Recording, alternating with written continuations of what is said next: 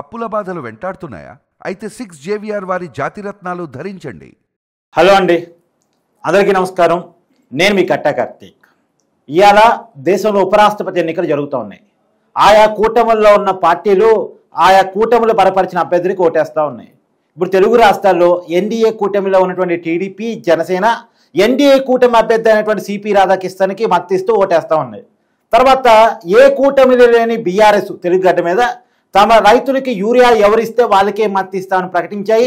Urea ఎవరు ఇస్తామని ప్రకటన చేయకపోవటం వల్ల వాళ్ళు ఎన్నికలను బైకాట్ చేస్తున్నట్టు ప్రకటించారు. కాంగ్రెస్ పార్టీ ఇండియా కూటమి మద్దతు ఇస్తున్నటువంటి వాళ్ళ అభ్యర్థి సుదర్శన్ రెడ్డికి సపోర్ట్ చేస్తా ఉంది. సుదర్శన్ రెడ్డి తెలుగువాడు. నిజానికి ఇద్దరు వ్యక్తుల మధ్య పోటీ కాదు, రెండు ఆలోచనల మధ్య పోటీ. ఈ రెండు ఆలోచనల మధ్య పోటీలో తెలుగువాడైనటువంటి సుదర్శన్ రెడ్డిని వదిలిపెట్టేసి, ప్రోగ్రెసివ్ థాట్ ఉన్న సుదర్శన్ రెడ్డిని వదిలిపెట్టేసి సిపి రాధాకృష్ణన్ ఎన్డీఏ అభ్యర్థికి వైసీపీ ఎందుకు సపోర్ట్ చేస్తుంది? నిజానికి వైసీపీ ఆలోచన progressive thought. YSR Congress party అంటే వైఎస్ రాజశేఖర రెడ్డి గారి పేరుని పార్టీ పేరులో వచ్చేలా ప్లాన్ చేసుకున్నారు. నిజానికి అబ్రివేషన్లో యువజన శ్రామిక రైతు కాంగ్రెస్ పార్టీ అయినప్పటికీ కూడా రాజశేఖర రెడ్డి గారి ఆశయాల కోసం పుట్టిన పార్టీగా చెప్తా ఉంటారు. వైఎస్ఆర్ కాంగ్రెస్ అంటే వైఎస్ఆర్ అంటే ఆయన కాంగ్రెస్ వాది, కరుడు గట్టే బీజేపీ వ్యతిరేకి. మరి ఎందుకు ఇవాళ బీజేపీ ఎన్డీఏ అభ్యర్థికి వైసీపీ సపోర్ట్ చేస్తుంది? నిజానికి వైసీపీ ఏమీ ఎన్డీఏ కూటమిలో లేదు, పైగా ఎన్డీఏ కూటమి చేతుల్లో ఓడిపోయింది. ఎన్డీఏ కూటమికి వ్యతిరేకంగా పోటీ చేసింది. మరి ఎందుకు ఎన్డీఏ కూటమి అభ్యర్థికి అన్కండిషనల్గా సపోర్ట్ చేస్తుంది అనేది మాట్లాడుకునేటువంటి ప్రయత్నం చేద్దాం. ఏది రాజకీయ వారసత్వం, ఏది వైఎస్ఆర్ వారసత్వం అనేది ఇలా పెద్ద చర్చ జరుగుతుంది. ఉండవెల్లి అరుణ్ కుమార్ లాంటి వాళ్ళు కూడా మాట్లాడుతున్నారు. నేను కూడా ప్రముఖ విశ్లేషకుడు అంకంరావు గారు ఉన్నారు, ఆయనతో మాట్లాడుకునే ప్రయత్నం చేద్దాం. సార్ నమస్కారం. నమస్తే సార్. పొద్దున్న లేస్తే వైఎస్ఆర్ వారసత్వం అని చెప్పుకుంటారు, ఆయన ఆశయాల కోసం పుట్టిన పార్టీ అని చెప్పుకుంటా ఉంటారు. ఆయనేమో పుట్టు కాంగ్రెస్ వాది, చనిపోయేవారు కాంగ్రెస్ వాది. కానీ ఈయన ప్రోగ్రెసివ్ థాట్ ఉన్న తెలుగు వాడైన సుదర్శన్ రెడ్డి వదిలిపెట్టేసి సిపి రాధాకృష్ణన్ ఆర్ఎస్ఎస్ భావాచారం బ్యాక్గ్రౌండ్ ఉన్న వ్యక్తికి జగన్మోహన్ రెడ్డి ఎందుకు సపోర్ట్ చేస్తున్నాడు అంటే, ఇప్పుడు మీరు తండ్రికి వారసుడు ఇతను, వైఎస్ రాజశేఖర రెడ్డికి వారసుడు, వైఎస్ రాజశేఖర రెడ్డి పేరుతోటి అంటే అది కాకపోయినా మీరు అన్నట్టు యువజన శ్రామిక రైతు పార్టీ అయినా కూడా దాన్ని వైఎస్ఆర్ అంటే మామూలుగా అక్షరాలు ముందు తీసుకొని అవును వైఎస్ఆర్ పార్టీగా ఆయన బొమ్మ పెట్టుకొని వీళ్ళు ముందుకెళ్ళినమాట వాస్తవం. అవును. అంటే ఏకాడికి వైఎస్ రాజశేఖర రెడ్డి వారసుడుగానే రాజకీయాల్లోకి వచ్చాడు. అవును. ఈయన రాజకీయ ఉద్యమాలు చేసి రాజకీయ నాయకుడిగా ఎదగలేదు. అవును. లేదంటే విద్యార్థి నాయకుడిగా రాజకీయాల్లో ఎదగలేదు. మరి ఏ విధంగా లేకుండా కూడా ఎలా వచ్చింది అంటే రాజశేఖర రెడ్డి కొడుకుగా. సందేహం కూడా ఏమి లేదు. 2009లో కాంగ్రెస్ పార్టీ తరఫున ఇతను లోక్సభ సభ్యుడు. అవును. వాళ్ళ తండ్రి చనిపోయిన తర్వాత ఇతని మీద ఉన్నటువంటి అభియోగాలను దృష్టిలో పెట్టుకొని మామూలుగా వాళ్ళు ఇతని మీద కేసులు పెట్టిన సందర్భంగా ఆ పార్టీని వ్యతిరేకించి బయటకు వచ్చాడు. అవును. బయటకు వచ్చినప్పుడు కూడా తండ్రి బొమ్మాయి పెట్టుకున్నాడు. అవును. మొన్నటిదాకా ఎన్నికల్లో గెలిచేంత వరకు తండ్రి బొమ్మనే అడ్డం పెట్టుకున్నాడు. గెలిచిన తర్వాత తండ్రిది ఏముంది, నా గురించే ఓట్లేశారు వీళ్ళంతా, కాబట్టి తండ్రి లేకుండా నేను వెళ్దాం అనుకున్నాడు. ఏం జరిగిందో చూశారు. అంటే ఇక్కడ ప్రజలు చాలా స్పష్టంగా ఇతను రాజశేఖర రెడ్డికి వారసుడు కాదు ఆ నిర్ణయానికి వచ్చారు. మన పులివెందులో జరిపే ఉప అన్నింటిలో కూడా ఇక మొన్న 2024 ఎన్నికల నుంచి ఇతను రాజశేఖర రెడ్డి వారసుడు కాదు అని చెప్పారు. వాళ్ళ అభిమానులందరూ కూడా తీర్మానం అయితే చేసుకున్నారు గట్టిగా. అందుట్లో ఎలాంటి సందేహం కూడా ఏం లేదు. ఈరోజు అతను ఎన్నుకున్న విధానం చూసుకుంటా అంటే మీరు అన్నట్టు ఆర్ఎస్ఎస్, భారతీయ జనతా పార్టీను ఆర్ఎస్ఎస్, జనసంఘం వీళ్ళంతా వేరు వేరు కాదు. అవును, మూడు ఒకటే. మరి బజరంగ దళ కావచ్చు, విశ్వ హిందూ పరిషత్ కావచ్చు, వీళ్ళందరూ కూడా భారతీయ జనతా పార్టీకి అనుకూలం. దాంట్లోంచి పుట్టిందే భారతీయ జనతా పార్టీ. అవును, ప్రత్యేకత అయితే కాదు. అవును. మరి రాజశేఖర రెడ్డి జీవించినంత కాలం కూడా ఆ పార్టీని వ్యతిరేకించాడు, ఆ మూలాలను వ్యతిరేకించాడు. అవును. అతను పక్కా క్రిస్టియన్, దాన్ని ఇతరు కొనసాగిస్తానే ఉన్నాడు. అవును. కాబట్టి అక్కడ అతను ఎక్కడ కూడా ఈ భారతీయ జనతా పార్టీకి అనుకూలంగా కావచ్చు, అతని మీద కాంగ్రెస్ పార్టీలో ఉంటూ కాంగ్రెస్ మీదే పోరాడాడు తప్ప, ఆ తర్వాత భారతీయ జనతా పార్టీ మీద పోరాడాడు తప్ప ఏ రోజు కూడా భారతీయ జనతా పార్టీకి అనుకూలంగా అతను లేడు. కానీ ఇతను రాజకీయ జీవితమే చూసుకోండి, రాజకీయ పార్టీ పెట్టిన తర్వాత ఇతను రాజకీయ జీవితమే చూసుకోండి. మొట్టమొదట కాంగ్రెస్ పార్టీకి కాళ్ళ దగ్గరికి వెళ్ళాడు. కాంగ్రెస్ పార్టీ కాళ్ళ దగ్గరికి వెళ్ళాడు. అవును. జైల్లోంచి బయటకు వచ్చేలా వెళ్ళి ప్రణబ్ ముఖర్జీ గారికి ఓటేశాడు. అవును. ఆ తర్వాత భారతీయ జనతా పార్టీ, తెలుగుదేశం పార్టీ కలిసి పోటీ చేసినా కూడా ఆ రాష్ట్రపతి అభ్యర్థికి ఓటేశాడు. భారతీయ జనతా పార్టీకి వ్యతిరేకంగా లోక్సభలో ఏనాడు కూడా గడపెత్తలేదు. అవునవును. ఇది అవసరమైతే అప్పుడు రాజ్యసభలో లోక్సభలో సపోర్ట్ చేస్తూనే ఉన్నాడు. మరి ఆ తర్వాత ఇతర అధికారంలోకి వచ్చిన తర్వాత కూడా వాళ్ళ మీద పోరాట పందా ఏ రోజు కూడా చూపించలేదు.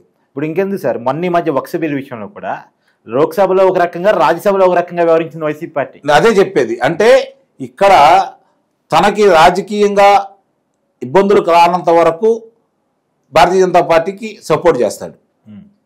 అతన్ని కాపాడుతున్నారు అనే అభిప్రాయం మొన్నటిదాకా ఆంధ్ర రాష్ట్ర ప్రజల్లో ఉంది కాబట్టి భారతీయ జనతా పార్టీని కూడా దూరంగా పెట్టారు. అందుట్లో సందేహమే లేదు. తెలుగుదేశం పార్టీతో కలిసి మళ్ళీ ప్రయాణం చేయడం మొదలుపెట్టిన తర్వాత నిస్సందేహంగా ఈలో మార్పు వచ్చింది, రాష్ట్రంలో జరిగిన అన్యాయానికి సంబంధించిందనే అభిప్రాయం ప్రజల్లోకి అయితే వచ్చింది. కానీ మార్పు జగన్మోహన్ రెడ్డిలో వచ్చింది, మీరు గమనించుకోండి. ఎందుకంటే ఏ అవసరానికి ఆ గొడుగు పట్టడం అనేది జగన్మోహన్ రెడ్డికి వెనతో పెట్టిన విద్య. అతన్ని ఎలివేషన్ ఇచ్చారు, సింహం, పులి, ఒంటరి అని చెప్పిన రకరకాలుగా ఎలివేషన్ అయితే ఇచ్చారు. కానీ అతను రాజకీయ జీవితాన్ని పరిశీలించిన వాళ్ళకి ఎవరికి కూడా రాజకీయ అవసరాలకు తప్ప ఒక సిద్ధాంతంతో పార్టీని నడపట్లేదనేది స్పష్టంగా అర్థమైపోయింది. అవును, ఏ క్వశ్చన్ కూడా, ఏ రోజు కూడా. సార్ తప్పో ఒప్పో ఏ సిద్ధాంతం రైట్ అనేది మనం చెప్పలేం, ప్రజలు డిస్కషన్ ఇచ్చుకుంటారు. కానీ ఒక సిద్ధాంతాన్ని కట్టుబడటం రాజకీయ పార్టీ లక్షణం. ఏ సిద్ధాంతం లేదు, అవసరానికి ఒక సిద్ధాంతం అనేది వైసీపీ విధానమా? అసలు అది రాజకీయ పార్టీయే కాదు కదా.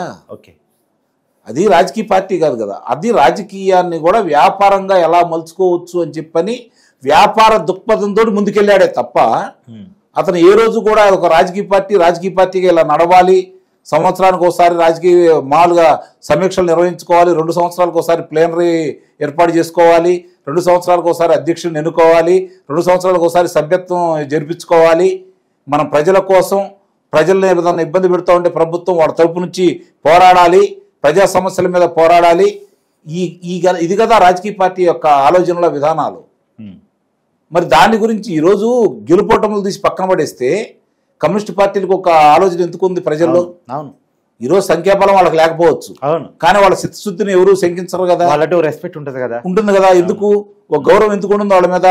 ప్రజా సమస్యల మీద వాళ్ళ అధికారం కంటే కూడా ప్రజా సమస్యల గురించే పోరాటం చేస్తారు కాబట్టి, ఈ రోజుకి పోరాటం చేస్తున్నారు కాబట్టి. మరి అది లేదు కదా వైఎస్ఆర్సీపీ పార్టీకి. ఆ ఆలోచన అయితే ఎక్కడా లేదు కదా. అతను ఏకాడికి నా అవసరాలు ఏంటి, నేను కారాగారం వెళ్లకుండా ఎలా ఉండాలి, నా మీద కేసులు తిరిగి ఎలా తోడకుండా ఉండాలంటే నేనేం చేయాలి, అవసరమైతే నాకు తెలిసినంత వరకు ఇంతవరకు ఏ ముఖ్యమంత్రి కూడా ప్రధానమంత్రి కాళ్ళు పట్టుకోలేదు కదా. అలా పట్టుకోబోయినటువంటి వ్యక్తి, దాదాపు పట్టుకున్నంత పనిచేసిన వ్యక్తి జగన్మోహన్ ఒక్కడే కదా. నీకు ప్రత్యర్థే కదా ఆ పార్టీ ప్రధానమంత్రి.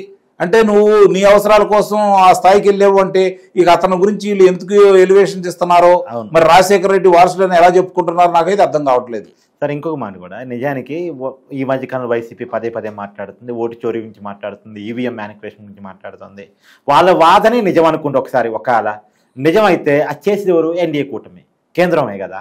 మరి ఒకవైపు ఈ మాట్లాడుకుంటూ ఇంకోవైపు వాళ్ళకే మత్తి ఇవ్వటం అంటే ద్వంద్వ వైఖరి కనపడటం లేదా? అంటే ఇప్పుడు పోలీసు అని చూసి దొంగకి ఎంత భయం ఉంటుంది? అవును. ఈరోజు కేంద్రంలో ఉన్నటువంటి పార్టీని కాదని తన మీద ఇన్ని అభియోగాలు ఉన్న తర్వాత నేను ఇందాక నా సిద్ధాంతం కోసం అతను రాజకీయాల్లోకి రాలేదు, రాజకీయ పార్టీ యొక్క ప్రస్థానాన్ని అతను కొనసాగించట్లేదు. కాబట్టి తన మీద ఉన్నటువంటి అభియోగాలను చూసి ఎక్కడ వీళ్ళు బయటికి లాగుతారో, ఎక్కడ నన్ను ఇబ్బంది పెడతారో, వాళ్ళకి మద్దతు తెలిపితే నా జోలికి రాకుండా ఉంటారనే ఒకే ఒక్క ఆలోచనలో తప్ప అతను ఫైటింగ్ నేచర్ అయితే అతను కాదు. అందితే జుట్టు, అందకపోతే కాళ్ళు, అదే అతను నైజం. రాజశేఖర రెడ్డికి ఇతనికి ఉన్నటువంటి వ్యత్యాసం అదే, గమనించుకోండి మీరు. అతను తప్పు చేసినా ఒప్పు చేసినా ఒక నమ్మిన సిద్ధాంతానికి కట్టుబడి ముందుకెళ్ళాడు. అవును, తప్పు. కాంగ్రెస్ పార్టీతోటే కొనసాగాడు, కాంగ్రెస్ పార్టీతోటే పోరాడాడు, కాంగ్రెస్ ముఖ్యమంత్రులతోటే పోరాడాడు. ఆ పార్టీ ఇంటర్నల్ గా ఎక్స్టర్నల్ గా బీజేపీతో పోరాడాడు. అంటే ఇక్కడ అతనికి ఇతనికి నక్కకి నాగలో కనుకున్నంత వ్యత్యాసం అయితే ఉంది, అది గమనించుకోవాలి. కాకపోతే ఏంటంటే అతని అవసరాల కోసం ఇప్పుడు మళ్ళీ అతన్ని బండకేసి బాధారు కాబట్టి రాష్ట్ర ప్రజలు మళ్ళీ వాళ్ళ నాన్న బొమ్మ పెట్టుకొని ఏదో సింపతి తెచ్చుకుందామని మళ్ళీ ఆయన వారసుడిగా చెప్పుకోవడం కోసం ప్రయత్నం చేస్తున్నాడే తప్ప అతని రాజశేఖర్ రెడ్డికి వారసుడు జగన్మోహన్ రెడ్డి అయితే కాదు.